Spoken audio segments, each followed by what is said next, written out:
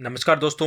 आज के लेसन में हम पढ़ने वाले हैं इथिकल कंसर्न और ethical dilemma in government and private institution. तो मतलब कहने का मतलब है कि नैतिक चिंता और दुविधाएं क्या होती हैं। यहाँ से मतलब बहुत सारे अच्छे क्वेश्चन आए हैं और इसके अलावा जो इथिक्स में केस स्टडी आती है वहाँ पे यहाँ से क्वेश्चन काफ़ी बनते हैं। तो ये आपके लिए बहुत इंपॉर्टेंट टॉपिक होने वाला है और बहुत ही शानदार तरीके से हम इस लेसन को पढ़ने वाले हैं।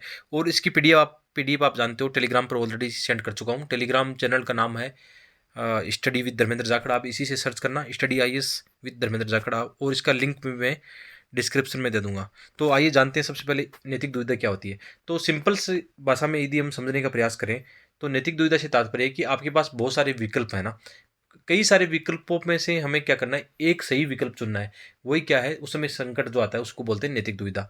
तो नैतिक दुविधा आप लोग कई बार अपने मतलब निर्णय में महसूस करते हो। इसके अलावा सिविल सेवा में भी ऐसा होता है कि कई बार सिविल सेवक नैतिक दुविधा और चिंताओं से मतलब इनसे गुजरते हैं। इसलिए हमारे सिलेबस में अच्छा एक टॉपिक दिया हुआ है। तो इसमें जैसे हम देखेंगे कि नैतिक दुविधा से तात्पर्य एक ऐसी स्थिति है जिसमें दिए गए विकल्पों में से किसी एक विकल्प का चयन करना, जहां कोई भी विकल्प स्पष्ट रूप से सही या गलत नहीं हो सकता। तो सिंपल हो गया। उदाहरण के लिए हम देखते हैं कि कई बार जैसे आप सिविल सेवा में कार्य कर रहे हो तो आपके पास ऐसी अपॉर्चुनिटी आती है जहां पर आपका क्या होता है, निजी हित आप पे हावी होने लगता है, जहां पे आप सार्वजनिक जो हित है उसको कमतर आंकने लगते हो ना। तो ये डिपेंड करेगा एक व्यक्ति की विवेक पर, उसकी बुद्धि पर, उसकी अंतरात्मा की आवाज़ पर कि वो क्या करता है, सार्वजनिक हितों को महत्व देता है या अपने व्यक्तिगत जो निजी हित है उनको महत्व देता है। तो इनके बीच में जो संघर्ष चलेगा ना, जो हित संघर्ष होगा ना, वो क्या होगा, कहीं ना कहीं आपको नैतिक दुविधा और नैतिक चिंता की ओर ले जाएगा। फिर आप अच्छे डिसीजन लेते हो कि नहीं, ऐसा मुझे नहीं करना है, मुझे सार्वजनिक हितों को वरीयता देनी है। तो वहाँ पे आप क्या करते हो, नैतिक दुविधा और चिंता से बाहर निकल सकते हो। तो ठीक है, हम देखते हैं कि नैतिक दुविधाओं के प्रकार क्या हो सकते हैं। तो लोक प्रशासन के विभिन्न मूल्यों के मध्य नैतिक दुविधा जैसे दक्षता बनाम जवाबदेही, कि एक तरफ तो आपको दक्ष कार्य करना है, एक तरफ आपको जवाबदेह भी रहना है। ठीक है, तो दो के बीच में यहाँ पे मतलब आपका ये होगा कि मुझे अच्छे से काम भी करना है, प्रोफेशनल तरीके से भी काम करना है। इसमें ये भी देखना है कि मुझे वंचित वर्ग के कल्याण को भी ध्यान में रखना है, साथ ही साथ मुझे जवाबदेही अन्य सेक्टर के प्रति भी रहना है। तो बहुत सारे ऐसे मूल्यों के मध्य जब टकराव होता है ना, तो नैतिक दुविधा वहाँ पे झलकती है। इसके अलावा आचरण संहिता के विभिन्न पहलुओं के मध्य कर्तव्य के निष्पादन के लिए पुरस्कार स्वीकार करना। और इसमें आगे पॉइंट है कि जैसे कि व्यक्तिगत मूल्य बनाम वरिष्ठ सरकारी निर्देश। तो जैसे हम यहाँ एग्जाम्पल के रूप में देखते हैं, यहाँ पे एक केस स्टडी या एग्जाम्पल देखते हैं। एक अच्छा सा एग्जाम्पल यहाँ पे बन सकता है। जैसे एक मामला आया था कि झारखंड में एक बालिका भूख के कारण मतलब उनकी डेथ हुई। कहने का मतलब ये है कि जैसे वो एक कोई जनजातीय मतलब क्षेत्र की एक बालिका है, उसके पास जैसे पीडीएस होता है, हमारी पीडीएस सिस्टम जहाँ से भोजन का जो अधिकार हमें मिला हुआ है, कि उस बालिका के पास आधार कार्ड वगैरह नहीं था ना। जैसे उनके पास कोई भी डॉक्यूमेंट नहीं था। तो उसके अभाव में क्या हुआ, उनको अनाज नहीं मिला, समय पर अनाज नहीं मिला। उसके कारण क्या हुआ, उनकी भूख से डेथ हो गई। तो यहाँ पे जो भी कर्मचारी था या जो भी सिविल सेवक जो जिसकी भी यहाँ पे ड्यूटी थी, तो उसके क्या मतलब कानूनी या मतलब सरकारी निर्देश कहते हैं उसके पास किसी को भी कि डॉक्यूमेंट के अभाव में किसी को भी लाभ नहीं देना है। लेकिन उसका व्यक्तिगत मूल्य क्या कहता है, उसका व्यक्तिगत मूल्य तो ये कहता है ना, भाई कोई भूखा है तो उसकी मैं मदद करूं। यदि उसके पास डॉक्यूमेंट नहीं है उसके पास, तो मैं किसी डिपार्टमेंट से सहयोग लेकर उसके डॉक्यूमेंट बनवाऊं। तो अच्छे नैतिक मूल्य तो ये बोलते हैं ना। लेकिन वहाँ पे जो भी कर्मचारी था, जो भी जिसने मतलब जिसकी ड्यूटी लगी हुई थी पीडीएस प्रणाली में, ठीक है, तो उसकी नैतिकता थी ना, वो मतलब अच्छी नहीं थी। वो एक मानव मूल्य के हिसाब से उसकी नैतिकता नहीं थी। और उन्होंने इस इन पहलुओं को नहीं समझा कि मतलब किसी के पास डॉक्यूमेंट नहीं है तो क्या वो भूख से मर जाएगी, है ना। तो उन्होंने सभी, यदि उसका एक ये होता ना कि वंचित वर्ग के प्रति उसमें करुणा है या दया का भाव है ना, या उनमें एक सिविल सेवा को लेकर डेडिकेशन है, तो यहाँ पे नियमों को थोड़ा बहुत वायलेशन किया जा सकता है और कोई मतलब प्रावधान हो सकता है। तो यहाँ पे आप ये एग्जाम्पल बता सकते हो कि मतलब जो भी उसकी नैतिक चिंता या दुविधा थी ना, वो उसमें सही से अपने आप को सही डिसीजन ले नहीं पाया। उसकी वजह से किसी के जीवन के अधिकार मतलब छिन गया, एक तरह से हम बोल सकते हैं यहाँ पे। अच्छे, अब जो न्यूज़पेपर में एग्जाम्पल आते हैं ना, उनको दिया करो आप, अच्छे लगते हैं कि आप मतलब समझ रहे हो चीज़ों को। इसके अलावा आपकी प्रोफेशनल इथिक्स क्या कहती है, और मतलब बाद में प्राधिकारी द्वारा अन्यायपूर्ण आदेश का अनुसरण। ये होता है ना कई बार कि हायरार्की में हम देखते हैं कि ऊपर से ऐसा ऑर्डर आता है कि आपको ये काम करना होगा, जबकि आपकी इथिक्स क्या कहती है, नहीं ये काम तो गलत है। तो वहाँ पे आप फंस जाते हो कि मैं आदेश का पालन करूं या अपने नैतिक मूल्य जो है उसके अनुसार कार्य करूं। तो यहाँ पे आप क्या होगी, आपके सामने नैतिक चिंता और दुविधा होगी। तो यहाँ से कैसे निकलोगे, आपका विवेक क्या कहता है, आपकी बुद्धि क्या कहती है, आपका मन क्या कहता है। तो आप आराम से उस चीज़ों से बाहर निकल के आ सकते हो। तो ये आपकी नैतिक चिंता और दुविधा आप समझ गए होंगे क्या है। कि नैतिक चिंता और दुविधा क्या है, कि जब भी आपको निर्णय करना हो और वहाँ पे आपके पास बहुत सारे विकल्प हो कि इस रास्ते जाऊँ या इस रास्ते जाऊँ, यहाँ पे मुझे अच्छा कौन सा डिसीजन लेना चाहिए, तो उन चीज़ों से बाहर निकलने को क्या कहते हैं, अपनी विवेक अंतरात्मा की आवाज़ सुनकर आप बाहर निकलते हो। ठीक है।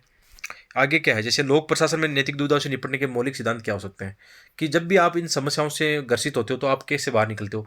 आप एक बार ये क्वेश्चन अपने आप से पूछ के देखो कि आपके जीवन में कई बार ऐसे फैसले करने होते हैं जहाँ पे आप नैतिक चिंता दुविधा से गुजरते हैं, फिर आप कैसे उनका निर्णय करते हो, किस प्रकार आप सोच समझ कर विवेक का इस्तेमाल कर उनका अच्छा डिसीजन आप लेने की कोशिश करते हो, वो आप क्या है, आप नैतिक दुविधा चिंता से बाहर निकलते हो। इसी तरह क्या होता है, सिविल सेवक जो होते हैं ना, वो भी है ना क्या करते हैं, नैतिक दुविधा से बाहर निकलते हैं। जैसे एग्जाम्पल के लिए प्रशासन की लोकतांत्रिक जवाबदेही, की जब भी वो निर्णय लेते हैं ना, तो वो ये प्रशासन को, लोकतांत्रिक व्यवस्था को सबसे ऊपर रखते हैं, या ऐसे कह सकते हैं कि सुशासन को वरीयता देते हैं, तो उस हिसाब से अपने निर्णय लेते हैं। इसके अलावा विधि का शासन बनाम वैधता का सिद्धांत, कि जब भी वो डिसीजन लेते हैं तो विधि के अनुसार लेने की कोशिश करते हैं। साथ ही साथ ये तो होता है कि एक व्यक्ति की भी एक विवेक होता है, उसको भी इस्तेमाल करते हैं। पेशेवर सत्यनिष्ठा का इस्तेमाल करते हैं। इसके अलावा नागरिक समाज के प्रति अनुक्रियाशीलता, इसमें ये होता है कि जैसे आपका काम क्या है? आपका काम है कि ज़्यादा से ज़्यादा लोक सेवा करना है, ज़्यादा से ज़्यादा जन सेवा आपको करनी है, सुशासन को अच्छा करना है, तो वहाँ पे जो नियम और कानून होते हैं ना, वो उसके अकॉर्डिंग होते हैं, ठीक है? आप ये मत करो कि कानून को हूबहू फ़ॉलो करने की कोशिश करते हो, कि आप कोई नियम बना हुआ है कि चलो एग्ज़ाम्पल हमने दिया कि कोई वरिष्ठ नागरिक है, उनको हमें किसी योजना का लाभ देना है, उनके पास डॉक्यूमेंट नहीं है, तो आप उनको मतलब योजना का लाभ नहीं दे पाओगे। लेकिन आपका एथिक्स क्या कहता है, आपका प्रशासनिक एथिक्स क्या कहता है कि उनकी आपको मदद करनी है, हर संभव मदद करनी है, कैसे भी करो। अब उनके पास डॉक्यूमेंट नहीं है ना, तो आप उनकी हेल्प कर सकते हो डॉक्यूमेंट बनाने में, और उसके बाद में कानूनी दायरे के तहत आप उन योजना का लाभ दे सकते हो। तो ऐसी केस स्टडी पहले भी आई है, ऐसे आप एग्जाम्पल दे सकते हो, ठीक है। इसके अलावा सभी हितों के बजाय सार्वजनिक हितों को महत्व देना है। और भी बहुत सारे मुद्दे हैं कि जब भी आपके सामने ऐसा क्वेश्चन आए ना कि आपको ना नैतिक चिंता और दुविधा से बाहर निकलना है, तो वहाँ पे आप गांधी जी का एग्जाम्पल देना। गांधी जी का वो एक तालीम वाला है ना, शिक्षा वाला, कि आप कोई भी निर्णय करते हो तो जो वंचित वर्ग है या विकास में अंतिम छोर पर जो खड़ा व्यक्ति है ना, उसकी ओर भी देखना कि आपके उस निर्णय से उस पर क्या असर होने वाला है। ये डायलॉग सुना होगा तो आप ये डाल सकते हो। इसके अलावा यहाँ पे नैतिक मतलब कांट वाला डाल सकते हो, कि कांट क्या कहते हैं कि आप जब भी कोई फैसला करते हो तो आपका फैसला क्या होना चाहिए, नैतिक होना चाहिए।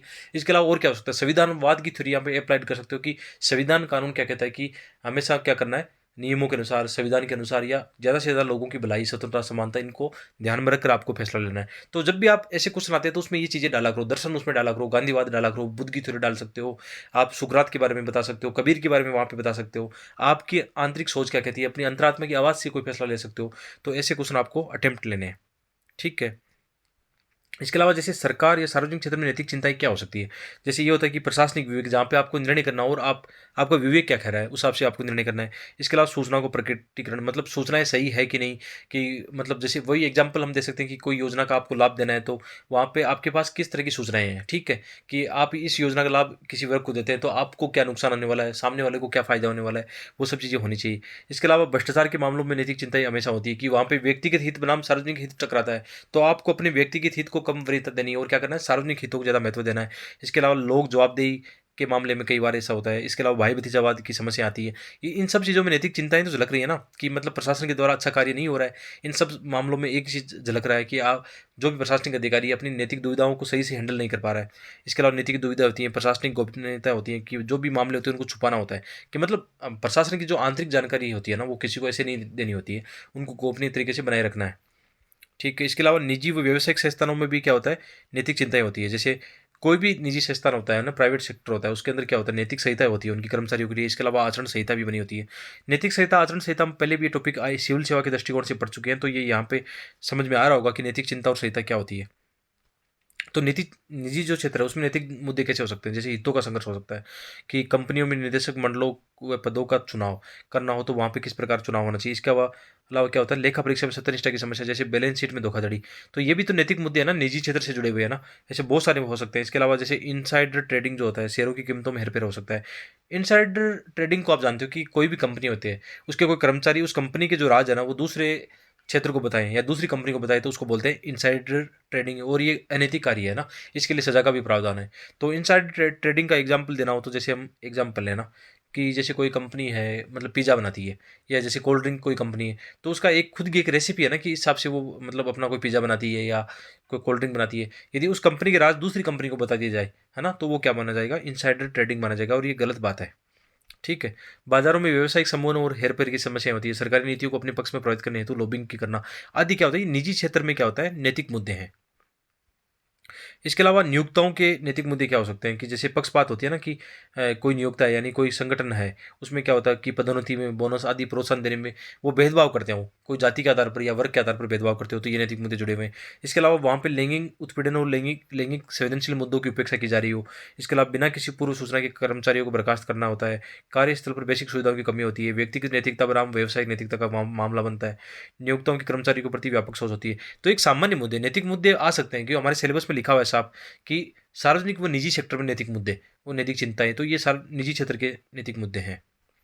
इसके अलावा कर्मचारियों से संबंधित नैतिक मुद्दे क्या हो सकते हैं कि संसाधनों को दुरुपयोग करना हो गया, कंपनी की संपत्ति को घर ले जाना हो गया। सिंपल सी बात है, जैसे कोई किसी संगठन में आप काम करते हो और वहाँ से ही मतलब कोई व्यक्ति है ना, कोई पेन चुरा रहा है, कोई छोटे छोटे कागज चुरा रहा है या प्रिंट आउट का दुरुपयोग कर रहा है, अपने निजी स्वार्थ के लिए उपयोग में ले रहा है, तो ये छोटी छोटी चीज़ें भी नैतिक दुविधा में आती है, नैतिक मुद्दों में आती है। ठीक है, अनावश्यक छुट्टियां लेना हो गया, मशीनरी का दुरुपयोग करना हो गया, यात्रा भत्ता का लाभ उठाना हो गया, कंपनी के नियमों विनियमों का उल्लंघन करना हो गया, आपत्तिजनक संचार की बातें वहाँ पे हो गई, कार्य समय में निजी कार्य करना हो गया, और इसमें लैंगिक संवेदनशील मुद्दे और उत्पीड़क व्यवहार हो गया। तो ये क्या होता है, कर्मचारियों से संबंधित नैतिक संबंधी मुद्दे होते हैं। ठीक है, अगला जैसे टॉपिक इसमें है कि नैतिक मार्गदर्शन के स्रोतों के रूप में विधि विनियम नियम विनियम और अंतरात्मा। ठीक है, ये टॉपिक बहुत इंपॉर्टेंट टॉपिक है, छोटा सा टॉपिक है, और आप यदि पेपर देखते हो लगातार तो 2020 के मेंस के पेपर में, मेंस आईएएस मेंस के पेपर में ये क्वेश्चन आया है। क्या क्वेश्चन आया है कि विधि नियम और विनियम में क्या अंतर है। आपको